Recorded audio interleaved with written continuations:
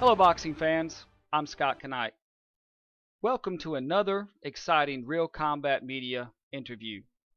Today we have world-class light heavyweight contender Allan Green, who will be challenging Mikkel Kessler Saturday, May 19th, 2012 in Copenhagen, Denmark.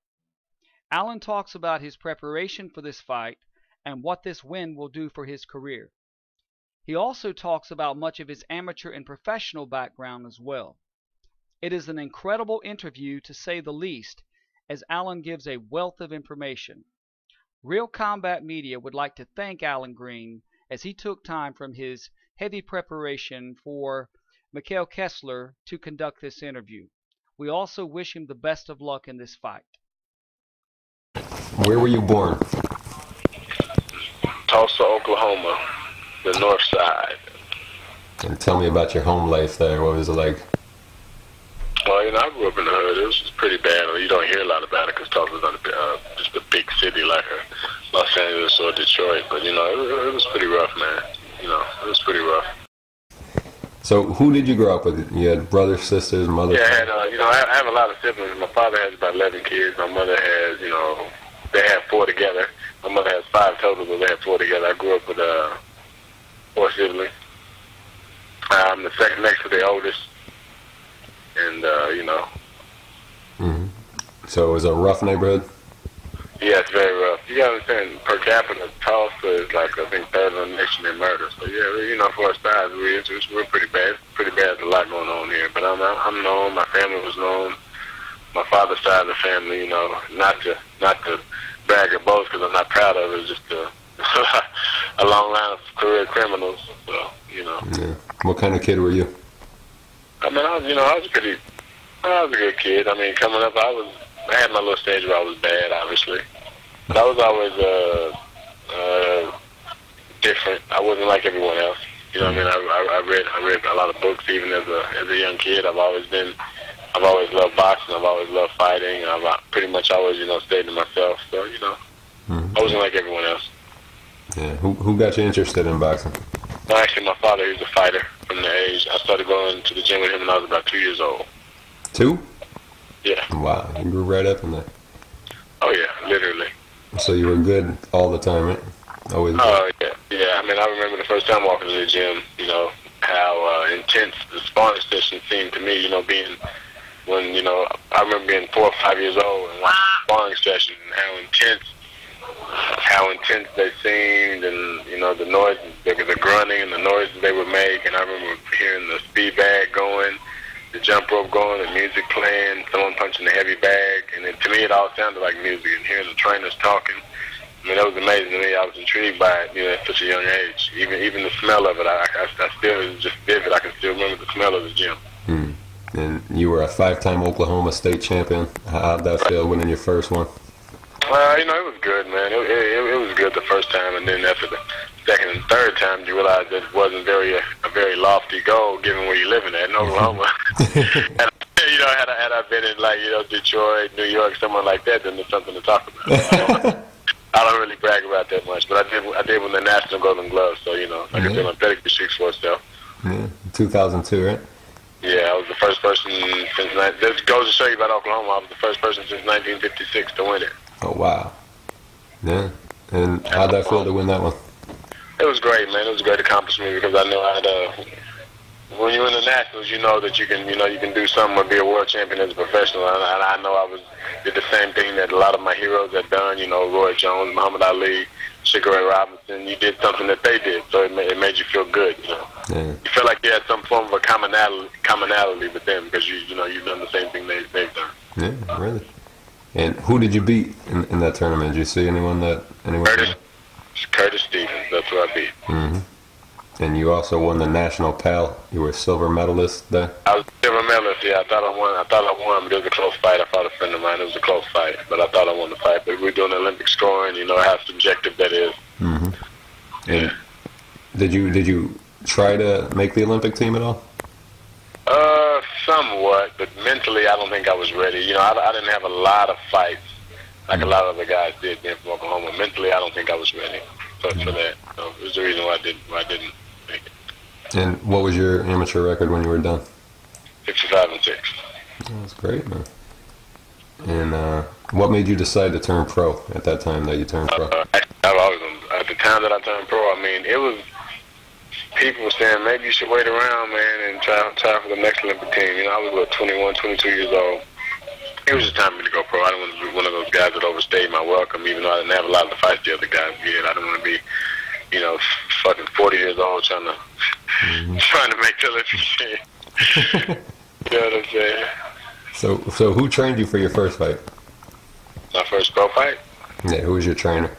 My first professional fight was a guy by the name of Ronnie Warrior. Mm-hmm. Things didn't work out with us. He wasn't. I mean, he had a lot of knowledge about boxing. I mean, he boxed. You know, he fought Julian Jackson back in the day, but he wasn't very dedicated. And sometimes, you know, some people evolve and some people devolve and regress. That's it. And where'd you get the name Ghost Dog? Did you have it right away? Yes, my brother who's in my training team, he came up with the name for me. And what's it mean? But that's really my nickname is Sweetness, and people call me Ghost Dog. Because we have this thing when I'm sparring or training, when you use the term like get ghost, that means to get out of the way and be gone, like vanish real quick. Mm-hmm. And when you say you dogging somebody, it's like you're jumping on them, just getting on, blah, blah, blah, boom, and all of a sudden you get ghost and you're gone when they try to retaliate. That's how we came up with the name Ghost Dog, because I would do that a lot in sparring. Okay. So it's got a meaning. Of course. And do you remember who you fought first and what the result was and where it was? Yeah, I fought a guy named, actually his name is Michael Dykes, but he's listed as Robert Dykes. His name is Michael Dykes. I think I knocked him out in 33 seconds of the first round at the Coca-Cola Arena in Oklahoma City, Oklahoma. It was on the same card that Ben Phillips fought Sean Bay Mitchell and Jeff Lacey fought Ross Thompson. Wow, that was a big card. Was there a lot of people there when you... Yeah, I mean, it wasn't a big venue, but it was packed, and the ambiance, it was nice. It seemed like a event of great importance, being that you had a guy like Sean Bay Mitchell and Jeff Lacey in the same card. So yeah, it was a pretty big event, especially for Oklahoma. Yeah, how nervous were you going into your first fight? All those people. I wasn't. I was a little bit. I mean, when I was in the dressing room, I was a little nervous, but once I started walking to the ring, it just faded away, and I was ready to get down to business. Mm-hmm. How'd you feel after the fight, winning your first pro fight? I was elated. I was happy. You know, you start thinking ahead of yourself a little bit when you're that young. You win your first pro fight, you think, oh man, I'm right there ready for a world title. And you realize you're probably in between 5, 7, 8, 9 years away. You know, but you're thinking different. Like, oh man, I can take on anybody, but you really can't. It's all relative. You're fighting guys that you're supposed to beat at that time. Yeah. Yeah. And you fought Ola Afolabi real early, I think, in both your pro fights. He's a very good fighter. He's a very good fighter. To date, he's one of, if not the best, one of the best fighters I fought, man. Because, you know, I noticed that I had more natural ability than him, natural talent, but he had more skill than I had, being that he had been sparring with guys like James Toney and other fighters. Yeah. And you guys would have made way more money if you just waited. Man, exactly. But honestly, I think that was someone was trying to, you know, get me beat or one of us beat or whatever. I mean, you don't do those kind of pick 'em fights. Let's see what happens fights that early in a guy's career. You don't do that. Yeah, you had a lot of tough fights, man. You were fighting guys that, I mean, yeah, match tough early on. Right.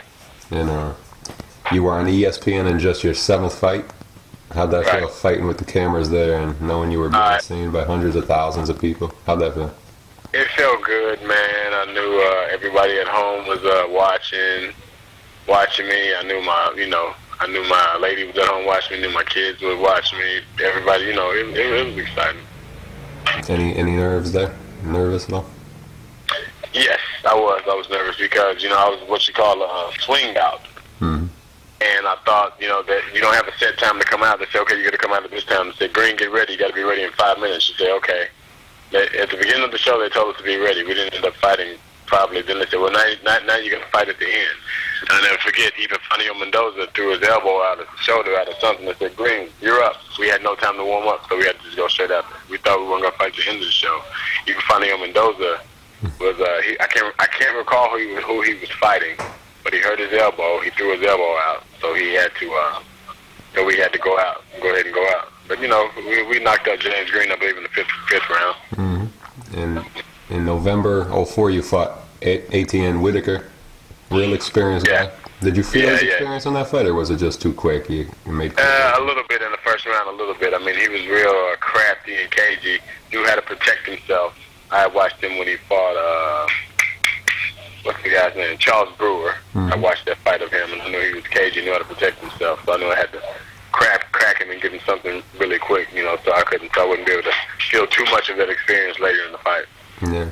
Then you fought Donnie McCrary. What do you remember about Donnie McCrary? A former sparring partner of mine. And I remember being in the ring. I remember I felt a little overtrained for that fight. And I remember I wasn't up for the fight. I didn't take Donnie light at all because I knew Donnie could present a problem because he had a very, very panicky, scary style. Whenever I got close to him, he was just throw and sparring. So I wasn't really up for the fight. And I was like, man, you know, this is dangerous. I'm fighting a former sparring partner. I'm not really up for it. And I remember, I can't remember which round, but I remember I dropped him with a body shot. And me thinking, I thought he was going to stay down. He didn't stay down. And I remember I just walked in. I remember I made a mistake. I stepped with my right foot in front of my left foot instead of my left foot in front of the boxing stand. He threw a left foot and caught me right in the chin and hurt me and dropped me. Yeah. And so what do you remember about that? Do you remember everything, or did you kind of... Yeah, I remember everything. I remember everything.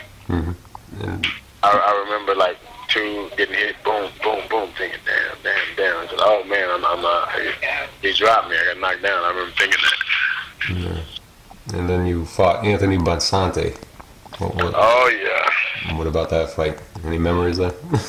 Yeah, that was one of the times I prepared my best for a fight. I mean, I love my preparation for that fight. It was great. We were supposed to fight at first, and the fight got canceled due to, he said he hurt his hand or cut. I can't recall. But I felt good about that fight because I remember him, he had gained a lot of notoriety and popularity from being on the boxing show, the Contender boxing show. And I saw him fight before when I was young, early in my career, because we fought on the same card when he beat what's the Hispanic guy? I can't remember his name. Famous fighter, El Torito. What's his first name? I can't remember. Tony Ayala. He beat him for the IBA world title, and I remember I was there, and Bonsante came in my dressing room. I never forget, he had his belt on, he was drinking a beer. I was like, man, this guy drinks, he's a fighter, man. If I ever fought him, I was thinking, if I ever fought him, I'd hurt him. And lo and behold, I did. That's crazy. Drinking a beer already. Can't wait to get out of the arena. Yeah, couldn't wait. Then you fought Emmett Linton in a test at that time. What was that one like? Yeah, that was a short notice fight. I never forget. My family and I, we had went to Six Flags and Austin and San Antonio, and I came and I got back, and then Monday or Tuesday, they called me for the fight and asked me if I want to fight in 2 weeks. And Emmett Linton was a good fighter. Cagey guy, didn't have a lot of losses. Knocked out former world champion Donald Curry. Asked me if I want to fight. I said, yeah, go ahead, I'll fight him. Short notice, southpaw. Yeah. And what do you remember about the fight itself? I mean, he was just, I felt his experience. He was just a cagey guy. I was ill prepared, but, you know, I knew I had to pull a fight out, and I won, you know. And what about the Jerzon Ravello fight? Jerzon Ravello. That was my redemption, and my own personal redemption for the Emmett Linton fight, since I didn't look my best. I wanted to, you know, because due to the short notice, I wanted to get back in the ring again, and they called me about fighting Jerzon Ravello, which I knew it was all a little game, but they saw me looking bad against Emmett Linton. They thought they could seize the moment, take advantage of it, so I went ahead and accepted the fight. And I knew I would knock Jerzon out. I went to the fight with a couple of injuries, but I still knew I could get him. Yeah. What kind of management did you have, taking so many fights on short notice? Did you? Man, it was just, I stayed in shape, and I didn't really have a manager. I had a promoter, and they were presenting to me like, what do you think of this? I mean, it was all up to me. It was all up to me. I said, yeah, I'll go ahead and do it. Yeah, I'll go ahead and do it. You know, it was just up to me. But certain fights I wouldn't. Certain fights I wouldn't take. That was me. I was a younger fighter, trying to, you know, make my way in the game, starting to get a lot of notoriety, starting to get known. That's why I took those fights. And then you went to Puerto Rico. Was that the first time you were in Puerto Rico? Yes. That's the fight I lost. I was extremely ill for that fight. I was I was feeling the way I was feeling. It was very hard for my mind to get into the right place, because, you know, I had in the back of my mind, I had the way I was feeling, and I knew, I said, man, I'm getting there with a top fighter, rank #1 middleweight, and I feel like this. So, you know, it was kind of hard to focus, kind of hard to fight when you're feeling like that. Mm-hmm. And what was your problem? What were you feeling? My colon. I don't know if you know, I had 85% of my colon removed. Yeah. A few months after the fight, my colon was actually paralyzed, so I wasn't able to absorb water, electrolytes. Developed a temporary heart murmur, everything. It felt like I had a Charlie horse over my whole body. I could barely move. I remember talking to Zach Judah in Puerto Rico and blacking out a couple of times. Yeah. Hmm. And what do you remember about Edison Miranda being in the ring? Yeah, actually, Edison's a friend of mine. We talk. We stay in the same house a lot of times when I would go down to Florida. He's a strong guy, good puncher. We sparred since then. Mm-hmm. Did you know him before that too? Not really. Does he speak English? Very little. Mm-hmm. And you heard about his power. Were you nervous going into that one? No. I was, like I said, the only thing that bothered me, we both have, like I said, I'm a harder puncher than he is. Mm-hmm. We both have worked the pads with some of the same people, but the only thing I was nervous about was me feeling that way. Mm-hmm. And how does sparring go after that? What do you do in sparring with Edison Miranda? We worked pretty well together. We worked. The last time it was kind of tit for tat. The last time we fought was kind of tit for tat. I was in the process of draining weight, losing weight, and after he weighed about 210. It was kind of tit for tat. Yeah. Now, how'd you feel after that fight, suffering your first loss, to lose that oath? Actually, I was just ready to. The first thing I did, went to the doctor and got myself checked out. Found out what was wrong, and that was my first order of business. But I just wanted to hurry up and get back in the ring. I wanted revenge. That was it. I wasn't really just so downtrodden and sad, like, oh, I lost. I know it happened. Mm-hmm. The greats have lost. So I didn't really let it just break my spirit or anything. I just wanted to hurry up and get back in the ring. Mm-hmm. And you found out right after the fight that you had a problem? After that fight? It was right after that fight you found out you had the problem? Actually, I knew I had somewhat of a problem, but they couldn't pinpoint it before then. I was instructed not to fight, to be honest. Yeah. And it was before your fight with Daryl Woods you had the surgery, right? The Monday. That Monday after the fight. Okay, so you fought Daryl Woods still knowing you were sick? Yeah. I fought him at a higher weight, though. See, remember, I fought Edison at 162. And having that conditioning coupled with losing that weight was really hard. Yeah. How'd you feel in that fight with Daryl Woods, though? You felt pretty good? I felt okay. I knew I could. I knew if I could. That's why I'm glad I got it over early. I said, okay, I just got to catch Daryl real quick. I said, because I didn't know what kind of effect that the surgery would have. The doctor would tell you, oh, you'll be fine. I said, man, I need to get a fight in before I have the surgery because I don't know what's going to be the end result afterwards if something's not going to go right or whatever. So I wanted to have a fight. Mm-hmm. And then you fought again in October. Why so fast after such a serious surgery? Believe it or not, man, because to me it's all mental. 2/3 of being sick, tired, or sleepy is 2/3 mental. And the doctor was like, well, you got to take off this long. After, Matt, no lie, a week after my surgery, I went and ran 1 mile. 2 weeks after that, I was back in the gym. Jeez. Making serious comebacks like crazy. I remember Willie Pep had a airplane accident or a helicopter accident. But I don't think anyone came back so soon after such a major surgery, having 85% of your colon. Come on. Yeah. That's crazy. Who okayed that, man? You said what? Who okayed that for you? Me. I was ready. I wanted to do it. Yeah. How about your fight with Sherman Davis? Sherman Davis, that was just, another Simple fight, getting back into it. Mm-hmm. What about Ruben Williams? Yeah, that's another fight, Ruben Williams. I've been watching Ruben for a while. We had talked about fighting before, and it never happened, so I was glad it happened when it did. Mm-hmm. So you felt great after the surgery, fighting those 2 comeback fights after? Believe it or not, I felt okay. I felt better, but it took my body maybe 2 or 3 years to completely feel the way it needed to feel. I felt better than I did prior to that. Okay. And then you fought experienced guy Carl Daniels. What do you remember about that fight? Right. That was after that little suspension I had. I remember feeling off because it was on short notice. I felt off. I didn't feel good for that fight at all. I stopped him, I believe, in the 8th round, but I didn't feel good for that fight at all. Mm-hmm. And why were you suspended? For what? It was the fight with Antoine Eccles, I was supposed to fight, and the guy who was my promoter at the time, I told him 2 weeks before the fight that I wasn't fighting. My trainer called and told him I wasn't fighting. I wasn't feeling very well. Mm-hmm. Yep. And he got word that I had talked with a manager that he thought I was down here because he and I didn't have a contract, so he thought that I was going to sign with another promoter or something, which I wasn't. Mm-hmm. Another promoter did consult with me and talk to me, and I declined. So then after that, he wanted to talk to me. I didn't talk to him. I wasn't in a position to talk to him. So he assumed that I was trying to sign with another promoter. So he didn't call ESPN and inform them that I was not fighting. Mm-hmm. So he made it seem like that they got to the weigh-in, and I just wasn't there. I didn't show up. Mm-hmm. So the commission suspended me for that. Yeah.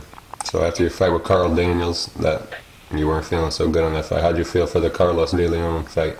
I felt magnificent. I had a good long training camp. I got ample sparring in. Everything worked right. Everything was perfect. All right. And then you fought unbeaten Tarvis Sims, first title try. How'd you feel going into that fight for your first title? Again, I didn't feel good for that fight either. No. Yeah, like I said, it was always kind of topsy-turvy with me, man, with the condition that I had and everything. My body was changing, and I was supposed to be fighting Victor Oganov, and all of a sudden, out of the blue, a couple of weeks before, they said, you're fighting a southpaw. I'm like, man, I haven't had any southpaw sparring. Why am I fighting a southpaw? Mm. And they were like, well, you fighting the southpaw. I'm like, what the hell? Mm. And then tell me about the fight itself. Was it a difficult fight? No, not at all. A lot of people thought it was difficult. It wasn't at all. I mean, I won, 9 out of the 10 rounds, 8 out of 10 rounds. It wasn't very difficult. And how did it feel afterwards winning your first title? How'd that feel to see the belt? I felt good, man. I felt good. I was just looking to bigger and better things. Mm-hmm. And how did you get the call to join the Super 6? Well, there's been a lot going on because of Jermaine Taylor. Actually, and that whole situation was messed up. They called and said that I had to fight Saki Obika to get in the Super 6. I said, fine. So I started training. I had been in the training camp for about 4.5, almost 4 weeks. They called me and said, Bika's out. You're in. Mm. And I said, well, I hadn't fought in 10 months prior to, so I said, well, can I keep the date? So have me being sharp, going into a fight with a fight like Andre Ward. And they said, no. So I had to go home, come back to training camp and start training for Ward. I'm training for Ward. Ward pulls out. Says he's hurt his knee. I go home again, come back, start training for Ward. I picked up a little weight, went back home, I started training for Ward, and 3 weeks before the fight, I get on the scale, I'm about 26, 27 pounds over.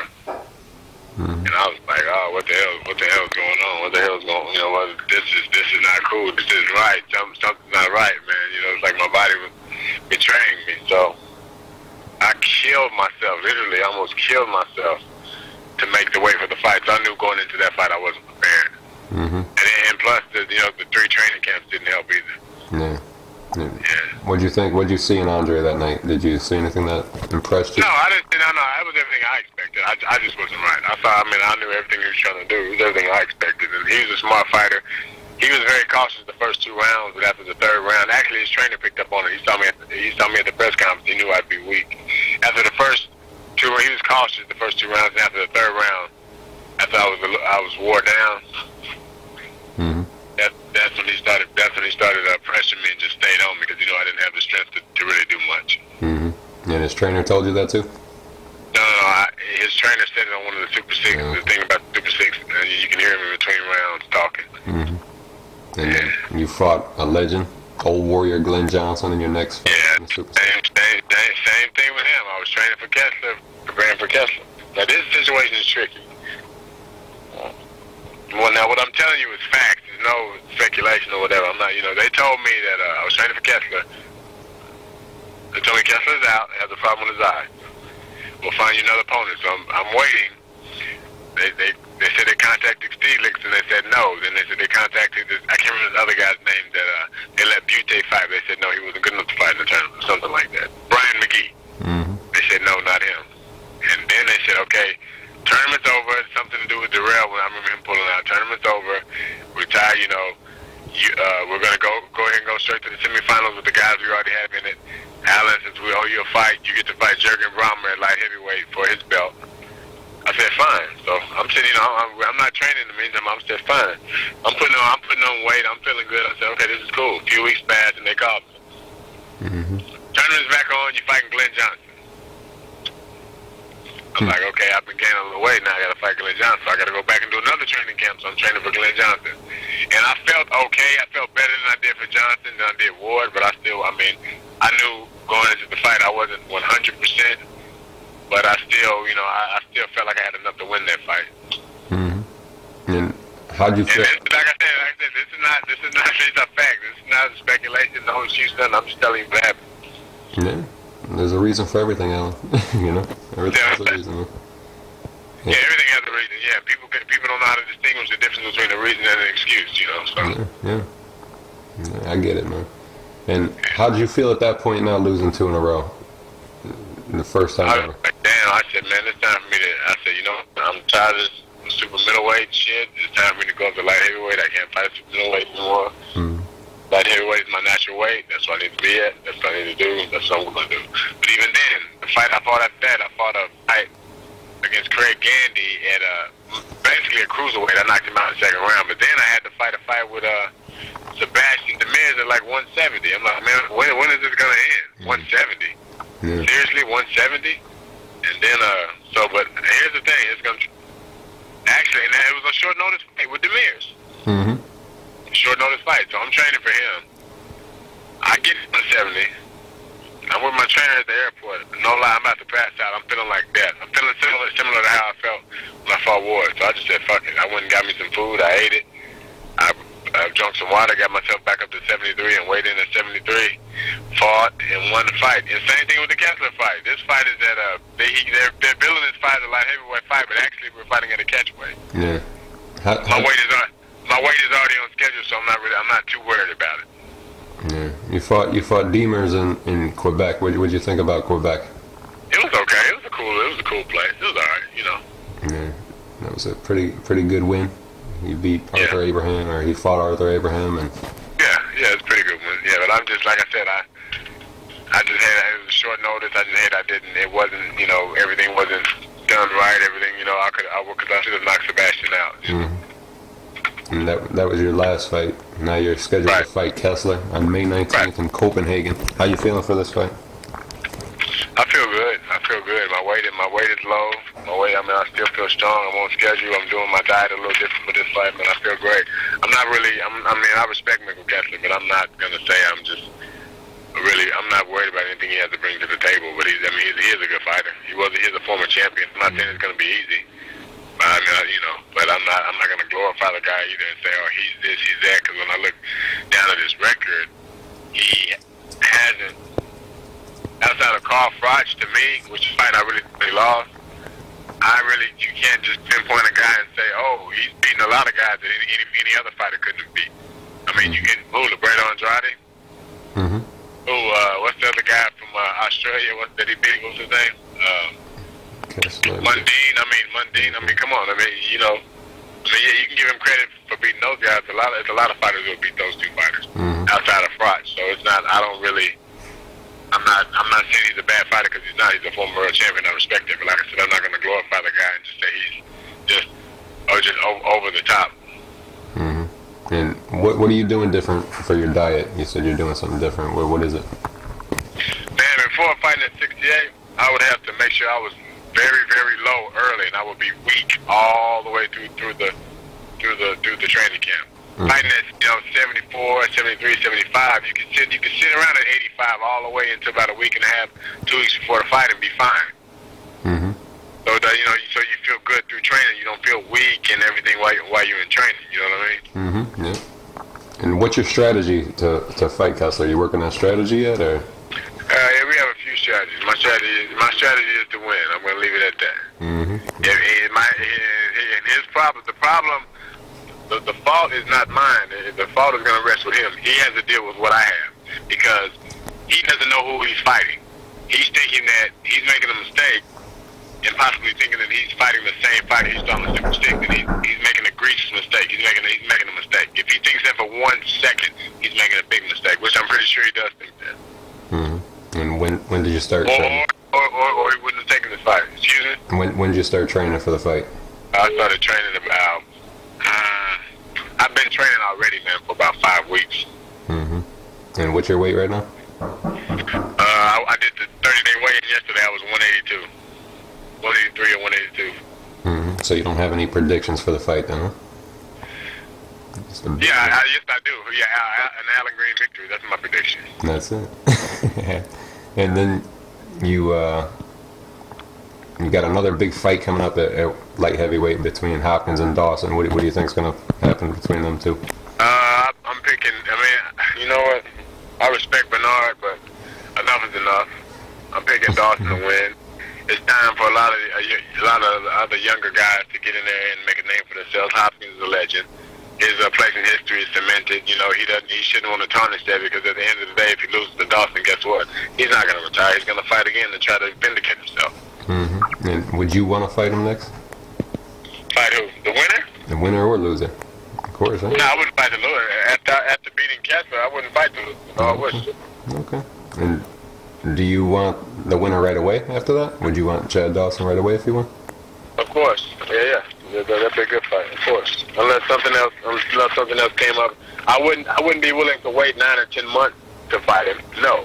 Mm-hmm. I would take another fight before then. Now, if we can get a fight 4 or 5, 4 months later, yeah. But I don't want to wait 4 or 5 months to fight him. You know what I mean? Yeah. What do you think of the other champion, Tavoris Cloud? What do you think of him? We have history. We fought twice. I've beaten him twice as an amateur. I think he's a very good fighter. I think he's strong. I think he's still a little green, has crude skills, but he's strong and he can punch. Mm-hmm. And Bebut Shumanov, same thing. Strong, crude, green, has a decent punch.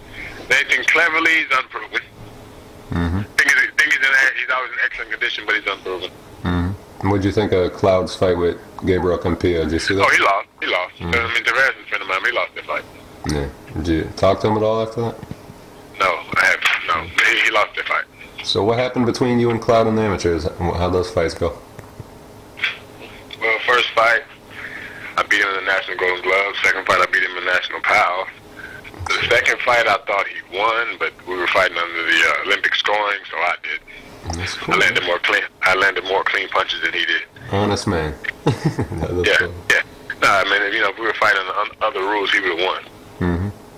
But the fact we were fighting Olympic scoring, I guess I landed more clean punches with the white part of my glove, whatever. You know how they do that. Yeah, he's a good fighter. He's strong. So after you do beat Kessler, who do you want the most? The most? Man, I would love a fight with Cloud or Pascal. Mm-hmm. But, like I said, there's nobody I'm just hard up for light heavyweight. Any of the major guys, mainly. Cloud, Dawson, Pascal, the winner of Pascal Cloud, the winner of Hopkins and Dawson, or a guy like Shumanov, Gabriel Campillo still in there if he wanted to fight. Yeah. And what other things are you into when you're not fighting? How many kids do you have? 3. Hold on one second. Okay.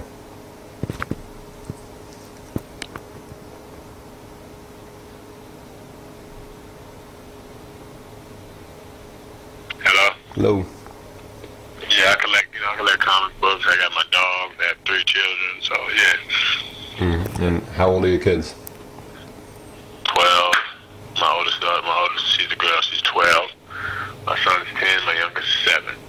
And you got your son in boxing? Nah, man. He's a smart guy. He wants to be a marine biologist. He's all into that stuff. I don't think he's gonna fight. Oh, that's good though. Don't even ruin his brain.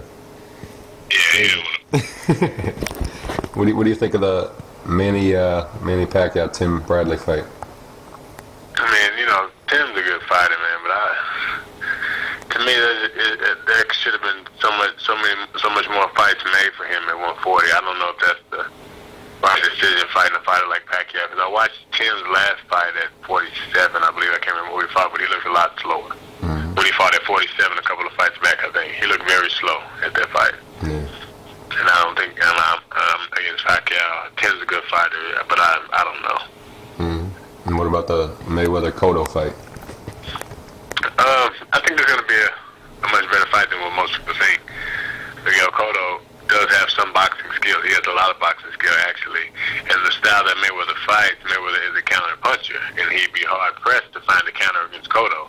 Pacquiao did so well because Pacquiao caught him in an exchange, and Pacquiao throws punches and punches, he throws combinations. Mayweather's not really a combination puncher, not a constant combination puncher, not consistent with it until he really, really gets going. Mm-hmm. However, he's not. I'm leaning towards Floyd for the win. I don't think it's going to be easy as most people think. Yeah, you could get into commentating after your career's over. Good predictions, man. And good insight. And what do you want to say to your fans? Anything to say? Well, just be looking forward to me winning the WBC silver belt title against Mikko Gessler. That's all I can say. And that's all I got for you, buddy. On behalf of everyone here at Real Combat Media, thanks, champ, and good luck, man. I appreciate it.